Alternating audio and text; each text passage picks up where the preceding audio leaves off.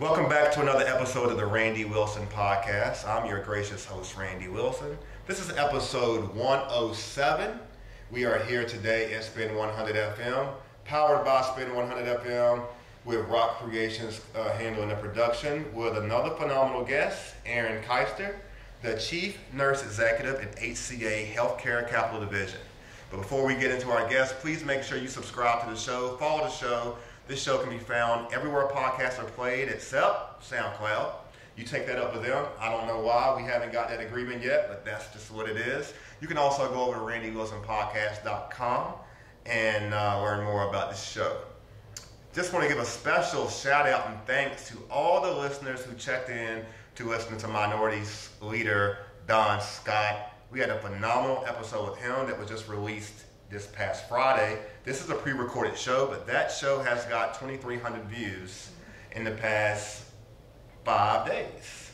So I will say that's not typical. But he said a lot of things that definitely, yeah. So we're really excited about that show. Thank you guys for tuning in and continue to support the platform. But today's guest, Erin Keister. Thank you for coming on the show. Thank you for having me. It's definitely a pleasure to have you on the show. Again, we're talking with the Chief Nurse Executive from HCA Healthcare Capital Division. And I'm going to share a little bit with you for her bio. I just learned that Erin's been in the Richmond area now for 10 years.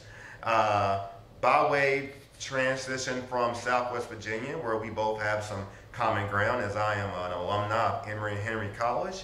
And she's from the big city in the lights of Blacksburg, Virginia, where some of you all were Tech fans. We're Carolina fans over here. I don't know. I'm sure you're a strong Tech fan. So, but we support you. We all in Virginia now. Prior to Erin being promoted in this position, she worked in the division for over 10 years in various capacities, including CNO. So I'm going to assume that is Chief Nursing Officer? Mm-hmm, that's correct, Chief Nursing Officer. At Chippenham Medical Hospital, which, by the way, is one of the best heart hospitals, I believe, in the country. That's correct. Mm-hmm. And she also worked at John Randolph Medical Center. Now, that's Hopewell, correct? Correct. And do you know Dia Nichols? I do know Dia, yes. Yeah, Dia Nichols and I were recognized in a publication, the Style Wiki publication in 2010 with the top 40. So I met Dia Nichols, and I think he's moved on. He's continued to do great things. He has. She began her career as a bedside nurse in '97, and she's held many direct care nursing positions early in her career. She has an extensive background in quality in both hospital and division settings. Erin earned her BSN from Radford University and her MSN from Jefferson College of Health Sciences. She currently serves as a Commissioner of Nursing Policy and Practice for the Virginia Nursing Association. She is also active as an advisory member for ECPI, John Tyler Nursing Program, and South University. You have some things in common there, because I'm pretty involved with both those schools, actually the nursing programs. In my prior role, I ran a psychosocial program for 11 years, and we got a lot of nursing students from South University, and we've done a lot of work with ECPI as well. Great so schools. It's always good to have common ground. But thank you for being on the show. It's a pleasure to have you. Thank you very much. I'm excited to be here. So, one of the things that I believe is really important just off the gate as we get into this conversation is when we talk about HCA. Mm-hmm. But, and the questions I'll ask will be for the ignorant in a respectful way. And what I mean by that is that we're here to learn, gain knowledge for information that we don't know. Right. So some people may be wondering, what all hospitals fall under HCA? It's a great question. Can you speak Absolutely. to that, please? So across the country, the largest hospital corporation in America, thus the name HCA.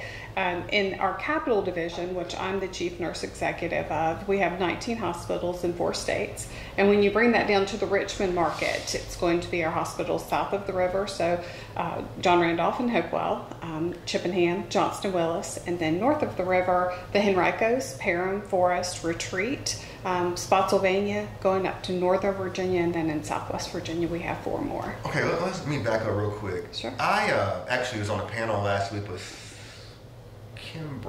Cynthia Kimbrough. Does that name sound familiar? She's from HCA Professional. Okay. Yeah, she's She's an executive director of, I'll flag that later when I check my notes, but I had some involvement. So you said the largest? Mm-hmm. Largest in the United States. I think that's very important. It is. I think that's extremely important to put emphasis on because we're in Richmond, Virginia today, and HCA is the largest in the United States, but there's so much. I think a lot of times people think about VCU because of the school, the popularity, we're downtown. Mm-hmm. So I want to put emphasis on that because I think that's what makes this conversation really good for my listeners, particularly because HCA is the largest one. And this is a great opportunity to use this medium to reach folks who may not be familiar with that. Absolutely. And when we talk about development and why to work for HCA, I can work for HCA in Virginia, I can work for HCA in California and Florida. So there's so much opportunity across the company, and just the scope of the company and the resources is important in the conversation. So let's talk about that because there's a nursing shortage right now. Yes. And if you have an opportunity to work for you guys, you may have remote positions, I'm assuming, or traveling positions, particularly for nurses. So some for traveling. Mm-hmm. We do resource pools that have contracts, mm-hmm. And that allows our nurses to go to a variety of different markets and to be competitive with other traveling associations, if you will. So mm-hmm. still within the company, we offer that. Then we offer our nursing services in hospitals in so many locations. So maybe my job or my significant other's job takes us somewhere else in the country. I have the ability to go there and also work for HCA. So you continue your tenure, you continue to get those opportunities that you've already been trained in, mm-hmm. along with just our resources in our hospitals, having that standardization so that I'm comfortable in a setting. I can go into another hospital and already know reporting and documentation and how nursing care works within the company. That's phenomenal. It is. It really gives you a nice leg up on being ready for your job and for your patient care. That's phenomenal. Before we get into talking about the nursing shortage and some of the things with HCA, let's get a little bit more familiar with you. Okay. Can you talk? I shared in the intro, your career and how you've kind of got to where you are, and I love baby nurses. Can I just say that? Yes. Because I work with a bunch of nurses. Uh-huh. And it's like you got these different type of nurses. The ER nurses is a fast-paced environment. Not always the most friendly bedside manner because you're dealing with crisis and emergency all the time. I love baby nurses. I wish every nurse could be like a baby nurse. A nurturer, Yes. Someone who can make you feel Compassionate. comfortable, because I'll be the first one to say, I'm not the best patient. As soon as I go into the doctor's office, I have anxiety. Mm-hmm. My blood pressure goes up, So just kind of give me a little bit of background in regard to your career and how you've evolved to where you are right now. Sure. And on the tip of that, can you speak a little bit about the perception of nurses? Because there's so many different types of nurses. You got surgery nurses. Tamir, by the way, his wife's a nurse. So you got so many nurses. And so let's just kind of talk about the landscape of nursing. All right. So I'll start with my career portion Please. of it and how I've gotten mm-hmm. here. And I started as a bedside nurse. Mm-hmm. I started at a trauma center. I love that excitement and the complexity. Then moved into more of a preceptor role, if you will. I enjoyed and figured out that I enjoyed training other people, being that support system, having them learn. And I stayed at the bedside till about 5 or 6 years into my career. Moved into quality, patient safety, education, a whole slew of things. And with that really came just that passion of being able to promote patient safety, but to also promote the right thing and doing the right thing for our nurses. Mm-hmm. I left Southwest Virginia for a market role. I was the Vice President of Quality and Risk in our Southwest market, mm-hmm. and then moved to the division in quality. And after that, just felt the need to go back into a facility after 5 years at the division office to really promote that nursing side of me that I felt like I had just not done. Mm-hmm. And so I went to be the associate chief nurse, then the chief nurse at John Randolph, and then back to the chief nurse at Chippenham. And from there have moved to the division office where I'm over multiple hospitals. And for me, it's about not only just the calling of being a nurse and caring for people, you learn to lead through people. So my effect on patient care comes through others now. And I think that's where you get into the perception of nursing. So when you talk about ED nurses and not being kind, I like to say that our ED nurses adapt to their environment. They're in high stress environments. They make things work. They like that adrenaline. They like to see the stressful part, right, of what comes into a hospital. And they face all kinds of challenges, and they handle it amazingly. Our ICU nurses go into the detail, right? I've got time to critically think through my patient and step back and take care, not only then, of course, of our patients, but whatever the disease is that progresses in the families along with them. And so I think you could pull those aspects out of all nurses, no matter what setting they have landed in, with the common theme that we all got into this to take care of people. And that's really important. You know, with you having involvement at the college level and board and mentoring roles, do you guys put training into like soft skills and interpersonal skills? Sure, that's a great question. So we train obviously on technical skills too, but we do a lot of training around the patient experience. So if you come to the hospital, how are we treating you? How are we introducing ourselves? And as you said, you might not always be the best patient. No. So how am I making you more comfortable and having a conversation that says, this is who I am, this is what's going to happen to you today, and here's where we're going to do, here's how long it's going to take, and then thank you for seeing us. So we do put those softer skills in. Sometimes that can be challenging when it's busy and you've got maybe high stress situations, but it's still necessary no matter what the interaction is. I imagine there was some, what influenced you to be a nurse as far? Did you have some mentors, or what experiences contributed to that? Sure. So I think that the experience was, I figured out very early on that I like to care for other people, that I'm genuinely concerned about other people. I also think I'm an identical twin. And so I say to people, I grew up always considering someone else and what they were doing. And so I think that naturally gives itself or lends itself into healthcare, number one. And then I think I'm fairly patient in saying, here, how do we get ourselves and to be the best nurses we can? And that takes a lot of education, a lot of patience. That just led me into healthcare, and then this seemed to be a natural fit. Just curious, is your twin in healthcare? No, she's a CPA. Nowhere near it. Wow. So,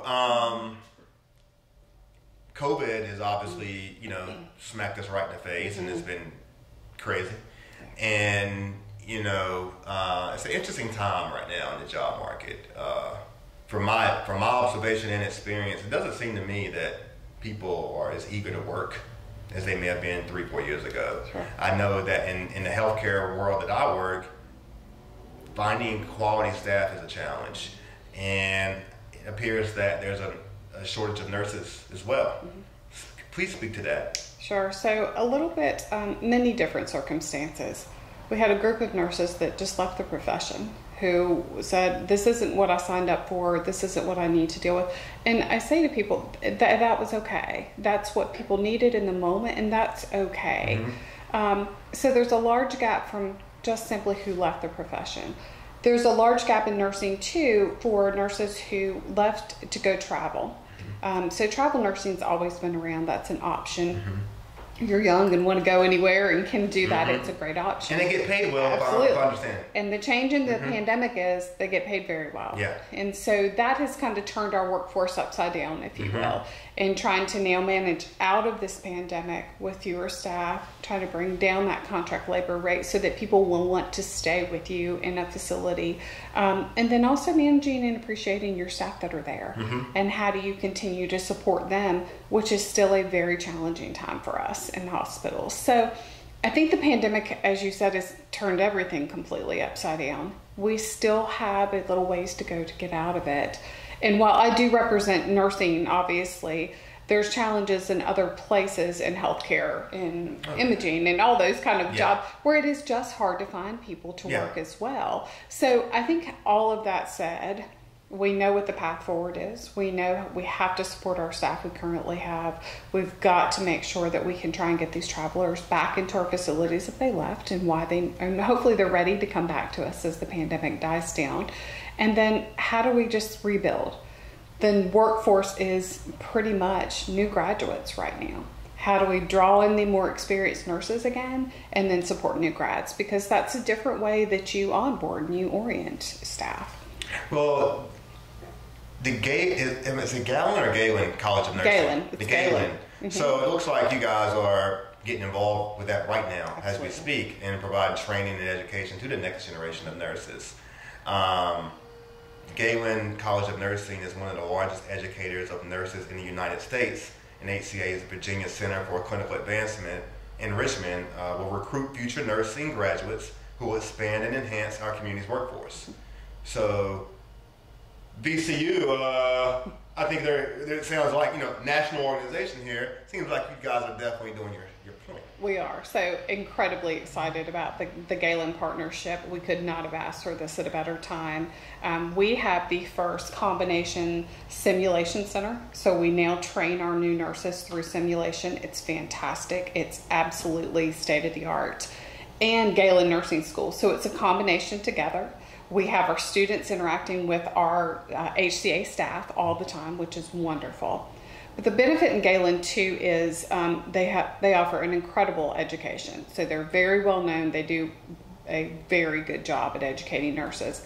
But they will graduate nurses on a quarterly basis. And so why does that matter to us? We have a workforce really in the Richmond market that comes out twice a year. So when you think about employment and you only capture this group of the workforce twice a year, that doesn't lend itself to a lot of flexibility. Mm-hmm. So being able to have a pipeline into our workforce and being intentional about building that pipeline will be a game changer for us. We're incredibly excited to have them. Definitely. What advice do you have for aspiring nurses? There's someone out there today who may be inspired because of your story, or just based off learning the opportunity right now. What advice do you have? So my advice is to absolutely explore it. Explore healthcare, explore nursing.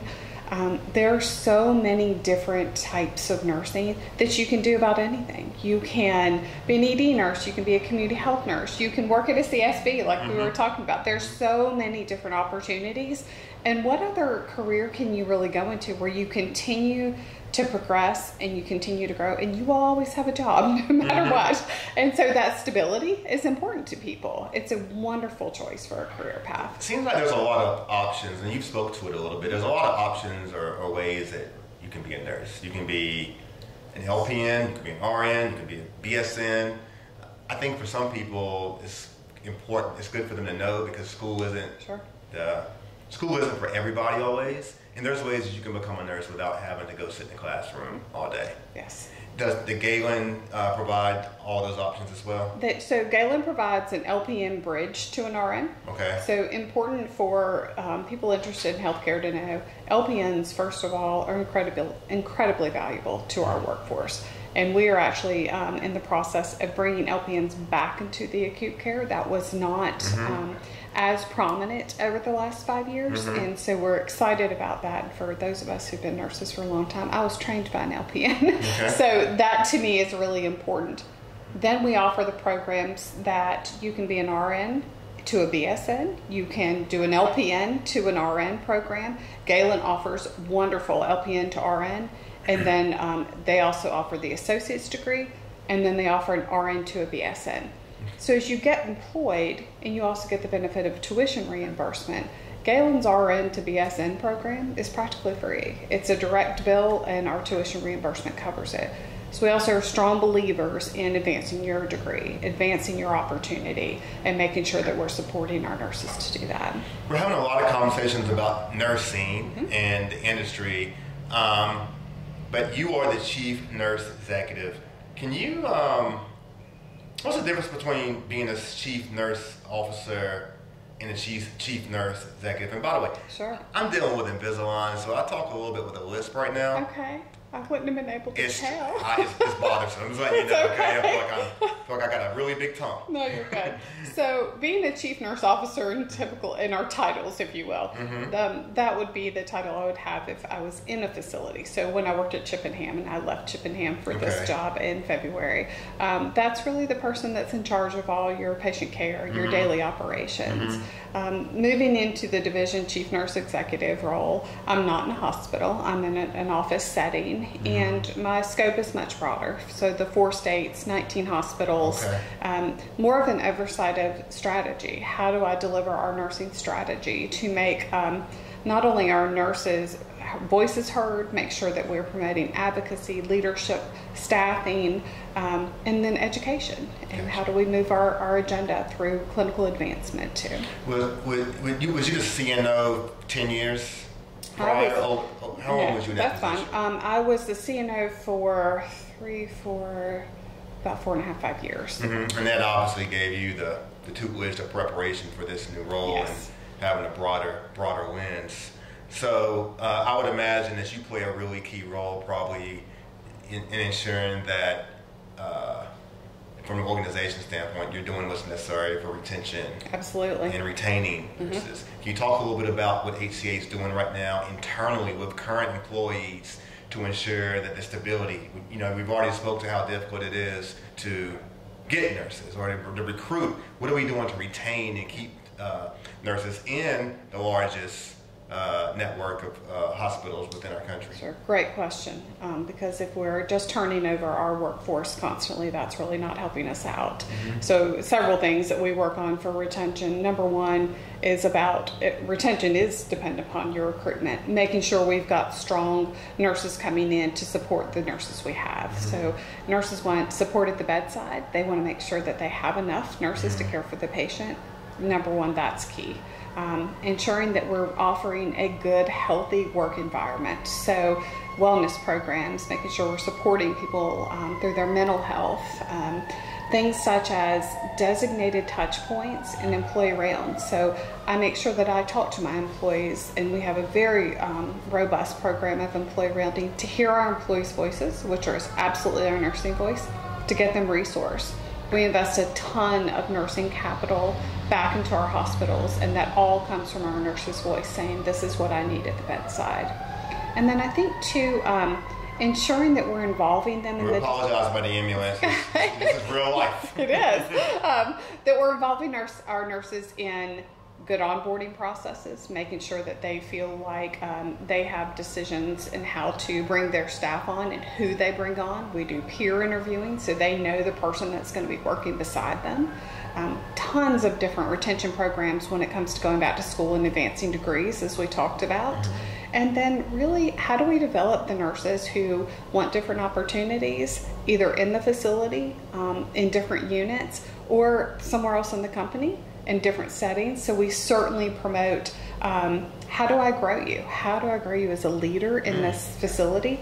And that's important because sounds like a place that it is a lot. It's a lot of development, which is great. That's great. You know, I tell folks all the time when it comes to personal and professional development that, well, I think a lot of times employees, and most of us are all an employee to someone, regardless of our position. Sure. I probably in every interview say that labels conceal more than they reveal, because I think a lot of times, they just do, but employees a lot of times need to know that when it comes to getting their professional development, the employer cannot always be responsible for every bit of that. Right. Sometimes it takes a personal investment. It does. But it looks like you guys are doing quite a bit of work. I'm gonna want to touch in a moment on I don't know if it's the STARN program, if it's the STAR RN program. I'm not sure. I'm gonna go there in a moment. But before I do, I'm really curious about. So when we think about human resources, that's human resources are put in place to protect the company, and when you protect the company, you protect everything within that, right? But I'm curious about what you guys do in the areas of diversity, equity, and inclusion. Is there a department there that creates safe places for employees to be able to have that safe space so that they feel like their needs are being met? Because HR is not always for the employee, right?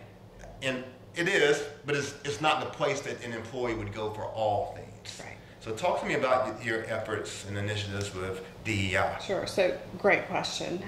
And we have a dedicated resource actually at our division office for diversity, equity, inclusion. Okay. And really what that looks like is starting not only just to make sure that employees have a safe space, to make sure that we're intentional in setting up colleague networks. So this is just one example of the program, but I think it's one that really speaks to people. Having designated colleague networks so that our colleagues can communicate with others who they want to have conversations with, want to feel really safe with, and then how do we promote activities, for example, in the LGBTQ plus community, and our colleague network that exists around that has people that want to be there, they want to be involved, and they want to have a voice and make sure that they're creating safe conversations. So that's just one example of the work that's really, especially in our colleague networks, just started. I think when we also talk about diversity, our partnerships with our communities around making sure that historically Black colleges and universities are representative with us. So we're being intentional in reaching out and making those connections and those collaborations, that we're offering them clinical spaces or any opportunities for their schools to be represented with HCA as well. So I think that it's exciting. It is definitely an area that I think is needed, and it starts the conversation. We're actually kicking off the colleague networks and conversations in every single market, so that not only are we saying to our staff, hey, we want to create a safe space for you, we want you to know how important DEI is to us, we're also educating along the way. And I think that's what's just critically important, that that becomes a second language to us, that we are certainly having the conversations and making sure that everyone's coming along with us. So I just want to make sure I understand, as the chief nursing executive, are you overseeing 19 hospitals? I do. Wow, you got a lot on your plate. It's a lot. Do you rest? Do you have good self-care? Everybody has to have good self-care. I could probably use a little more, but that's okay. Yes. Well, I'm sure it's exciting, though. I mean, it is. It's absolutely exciting. You're definitely making a difference. It's fun, and it is. It's exciting if you know that you're making a difference and that you are changing people's lives, and that's what it's really about. Well, you definitely are. I've already learned a ton of information today that I did not know that you were that big. Oh yeah. I did not realize that. So, we spoke a little bit about the Galen Institute. Now, is it STARN or STAR-RN? It's STAR-RN. It's STAR-RN. That's just an additional complementary personal and professional development resource for your current employees. Correct. So STAR-RN, if I'm a new graduate, and as we spoke, the majority of our workforce coming out right now is our new graduates coming out of school. We offer a program for onboarding that is, let's say you're a med-surg nurse. That's going to be around 12 weeks long, 12 to 14 weeks. And it starts out with a didactic program. So you learn your skills, you get your certifications that you need. That's what takes place in the SIM Center. And then you transition over to your unit that you were hired on. And so it's an orientation, an onboarding program. We have built a ton of resources to make sure there's checkpoints along the way with your educators, with certain competency tests to make sure you're progressing, and then really targeting the areas that maybe you're struggling with, or enhancing the areas that you're doing really well with. So it is an onboarding, it's a great program. That leads into a year-long residency program that really picks a topic. It might be leadership, it might be charge nurse, it might be conflict management, a topic a month, and then all of our graduates go through those classes every month. Gotcha. Sometimes when we're having these conversations, and sometimes it may be a couple other folks around here, and we don't get caught up in being too formal. Okay. Like, I think that in itself is a conversation, that's a clip that we can send, target specifically to colleges, universities. That's great. And so I really like that. Yeah, the Veterans the VA hospital. Yeah, it's not affiliated with you guys. It is not, no. But you guys do serve, obviously, you got veterans and military, you got a whole community specifically designated to work with those folks. You see a lot. I've walked in some of those facilities, and it can be quite traumatic just walking through. Yes. Particularly when you see people who've been burned and had those experiences. Have you had those experiences? I have. It's been a while since I've been at a VA hospital, but Yeah. it was an incredible experience too. Also, you see the harder part of what our veterans maybe have gone through or have experienced, and fortunate that healthcare system is there for them as well. But it can be challenging, yes. Yeah. Let's get to the fun stuff. Okay. Okay. You know, because I've seen there's been a few articles in the press recently since you came into your new role, but people may want to just get familiar with, like, who is Erin Keister? Like, we see the title, but remember, labels can conceal more than they reveal. That's true. On the way over here, was you listening to the radio, or was you just having a conversation with your colleague? No, I was just trying to find my direction, so I didn't. I was not listening to the radio. Got you. Yeah. Got you. So let's get a little bit closer. Like, tell us a little bit. Let's kind of get to know you. Okay. Like, when you're driving in a car and you're listening to the radio, are you listening to radio or are you listening to the podcast?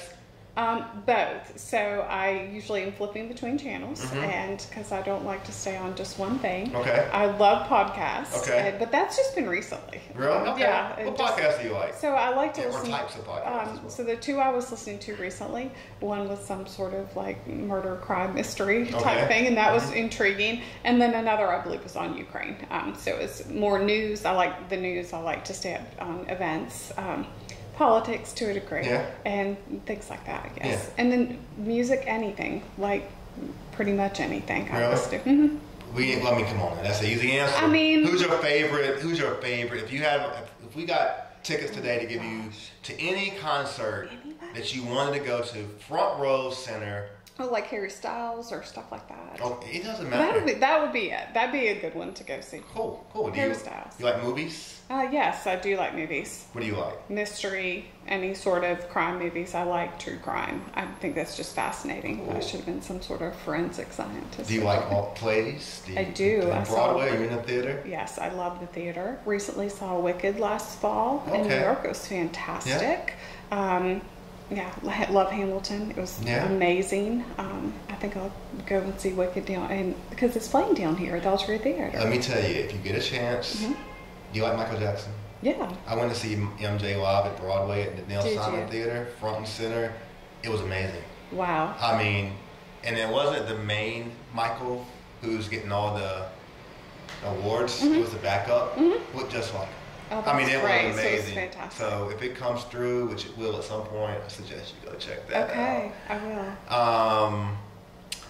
You know, during COVID, a lot of folks switched. You know, they created new habits. They started exercising, or some stopped, or they started eating different. So let me ask you, because you're a nurse, do you eat pig, bacon, sausage? We need to know. Or are you on one of these, vegetarian, or like what's your eating health? So I tend to eat keto. I don't do a lot of carbs, but yes, I eat bacon. You do? Absolutely. Yeah. Okay, well, you're from Southwest Virginia. You've seen a little bit, okay? Yes, I do. We ask that question. Chicken or fish? Oh, wow, probably fish. Okay. If I'm correct, you have a child in school. I do, two children. Both just went to college. I just dropped them both. Wow. Last Thursday. What schools? My daughter goes to VCU, so she moved in her dorm, and then my son went to Blacksburg, and he's going to Radford to do healthcare administration, finish his bachelor's degree. Congratulations to you. You did a good job, it looks like, Mom. Well, it's been a struggle, but it's good. Well, let's go back to them teenage years, okay? Sure. Mom, when you was a young Erin, who was your celebrity childhood crush? Oh my gosh. Like celebrity childhood crush. I'm not talking about I wasn't going to go to Blacksburg High. I wasn't going to pull up any old celebrity childhood crush. I mean, immediately I loved music back then because there was a bit more of that access, I guess, to music. So I would have told you like Michael Jackson and Prince and all those kind of stars. I can't really think of a crush though. I don't know. Well, maybe you was raised good because Mom and Dad said, "Hey, don't focus on the boys, focus on your education." No, I don't think that was the case. No. I don't think that was. Are you a sports It's been fan? a long time. Oh yes, I love college football. I'm assuming it's I mean, you have another choice. I grew up in Blacksburg. So how do you not love college football? Yeah, I guess so. I get it. What do you love about Richmond? I love the diversity, and I love that you can go to a million different restaurants and eat a ton of different food. That's fantastic. There's always a festival going on. There's stuff to do. People are nice. It's a good place to live. Yeah. It's a good place to raise kids, have your families. It's fun. Do you have a favorite restaurant? Oh, I just went to Lily Pearl. Have you been there yet? Yeah. It's excellent. Yeah. It's just the most recent I ate at. But Got you. It's really good. Got you. Something you said just sparked.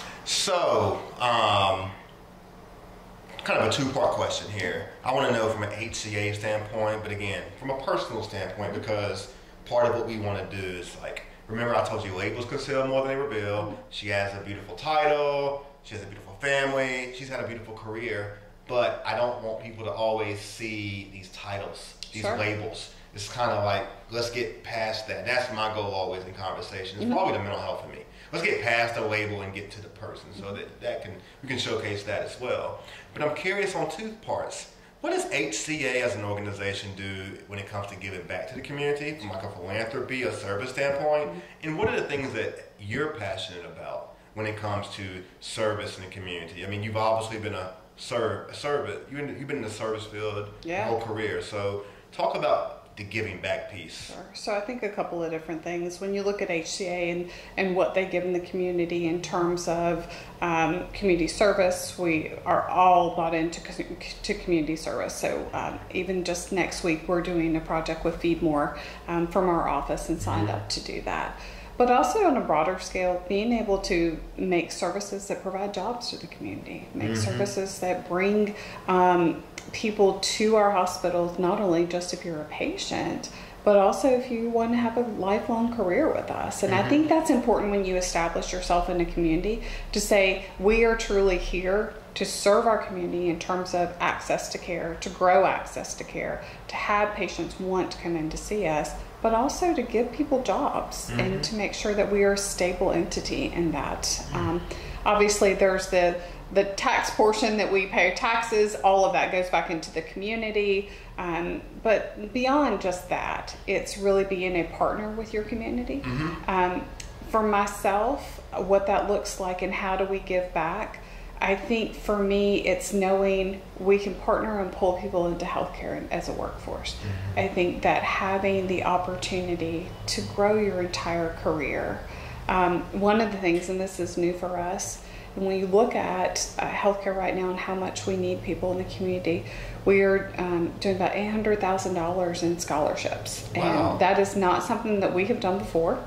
And we're launching those this week. And it's to help the people who maybe you just don't have the resources to sign up for that nursing program. And so how do we provide that additional piece to pull people into healthcare, which is greatly needed right now? Yes, very much so. As I shared with you a little bit, before my audience knows I work in healthcare, and I work with some of the most, with this extremely vulnerable population of people who are oftentimes in the most severe need of help. I also work with people who fall in that same category, but also maybe criminals. Right. But there's one area that I've grown and developed a lot of passion for. Because I worked in mental health for a long time. Just say that so I can hide my age. But I worked in healthcare for a long time, and I was in transition in my career, and I thought I wanted to do something different, and I thought what can I do to have? I'm really into change makers. I consider myself a change maker. I consider you a change maker. Quite frankly, we only really talk to people on this show that are change makers, making a major change in society in their own unique way. Right. And we don't discriminate in regard to what that may be, whether it's music or healthcare or sports, whatever. They're making an impact, right? And so I got involved with a homeless organization, and I'm still involved. I sit on the board council for Truist on the South Side that's specifically focused on housing. And it's part of my personal mission in life to improve the well-being of those suffering with severe mental illness. Right. but what better can we do than to contribute to making sure that someone has a home? Mm-hmm. And so one of the hardest things I've done is try to champion for that. Yeah. And it's extremely difficult. And I'm going to give you my opinion in regard to why. Mm-hmm. And I share this with you so that you can take this back and share this amongst your colleagues. Absolutely. And maybe this is something that, whether personally or professionally, you can join me in championing. Sure. You know, when I'm in these rooms with the YMCAs, the Boys and Girls Clubs, the Massey Cancer Centers, whomever, right, that is advocating and championing for a cause. Mm-hmm. People, this is what I see. People will give money to heart disease. Right. They can identify with it. They know someone who had it. They can identify with cancer. They know someone. Leukemia, I can keep going. But how many people do we often know within our networks, particularly when you're quote unquote considered professional and successful and all that crap?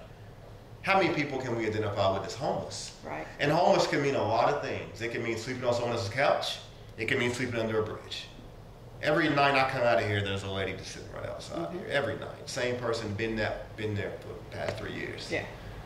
So I share that because I think that's an area that we really need to jump on. And there's been a lot of room, there's been a lot of improvement in the city of Richmond, particularly with how we've used grant money and federal money to help get people into hotels, which is a step between being homeless and having some type of permanent housing. Right. But I share that with you because I'm telling you, my experiences in that they're not fun. No. They're not fun as far as like getting people on board with saying, you know what, this year, instead of, sharing my wealth with this organization, I'm going to share my wealth with a local homeless organization. Because those folks are doing extremely good work. Absolutely. And extremely underappreciated and underpaid.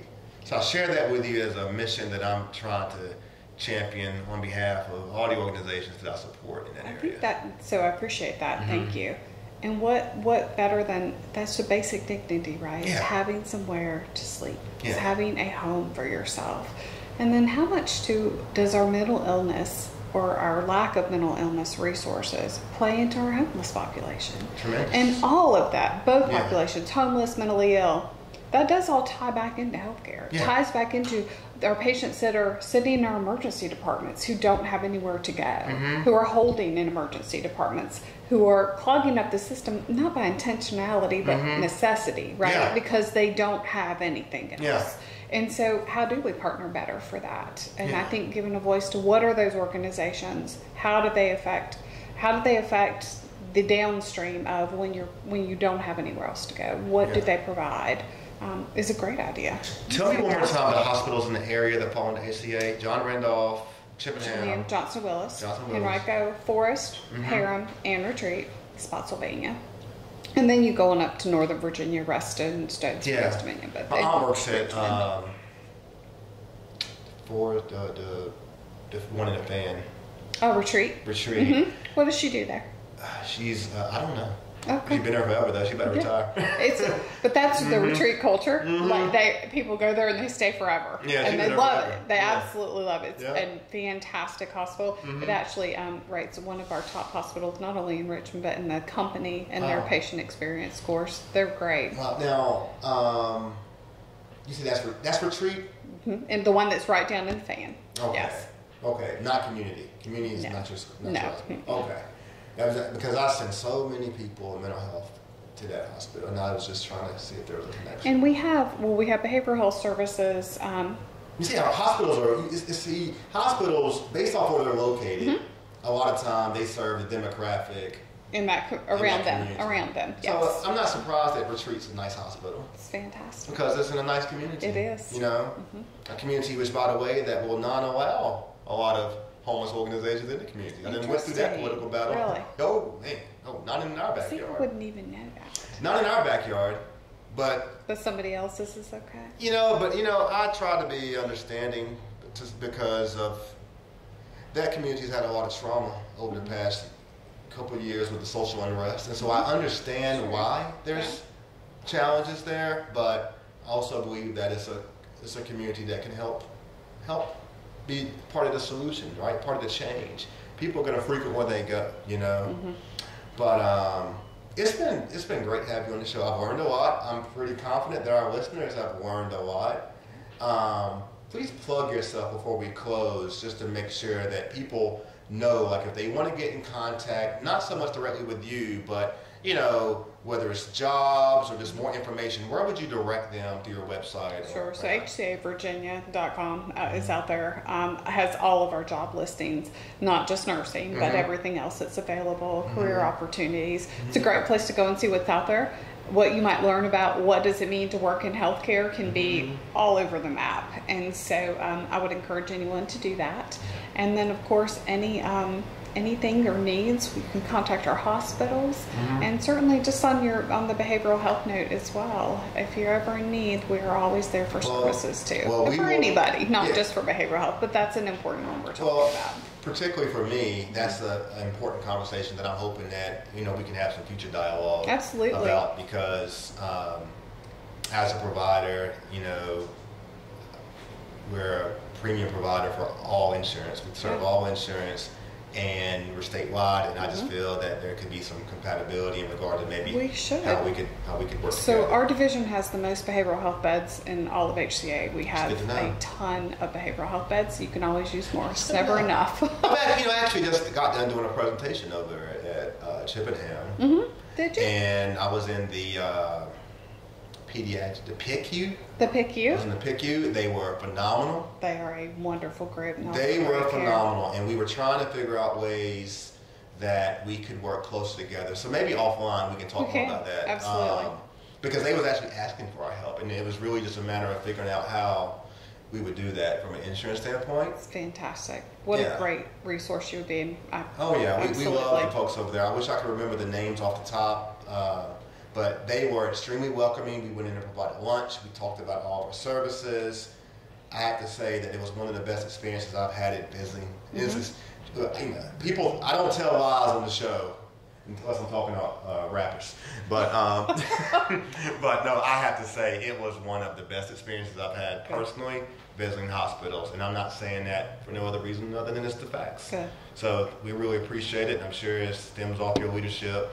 Great. Before we close, you don't know me, you know, we're just meeting each other. But from this experience and having a conversation, was this, do you feel like this was beneficial? Oh, incredibly beneficial, incredibly. And you're right, I don't know you and or what you do, and so I've learned that a little bit, at least since I've been here. What a wonderful way to educate people and to get your message out and just to involve people in the conversation. It's fantastic. I appreciate it. You know, when we ask the conversation sometime about radio or podcasts, a lot of times people will say radio because of its history. And it's been around forever. And it's the first place they hear a song. But a lot of times people choose podcasts, and particularly our show, because they are familiar with knowing that I've, you know, been in this community, rooted, grounded, and hands-on with folks for about 20 years. Wow. And so where they may not listen to the RTD or read the RTD, or they may not, you know, watch the news or tune in with VPM, they connect with someone that's been connecting with folks. And so hopefully today we've been able to introduce some information to an audience that will choose HCA and learn more about its services, job opportunities particularly. And it's a pleasure to have you on the show. Thank you so much. I appreciate it. This was episode 107 with Erin Keister. And again, thank you guys for tuning in to the Randy Wilson Podcast. Remember, you can find this podcast everywhere podcasts are played. And we look forward to seeing you next week.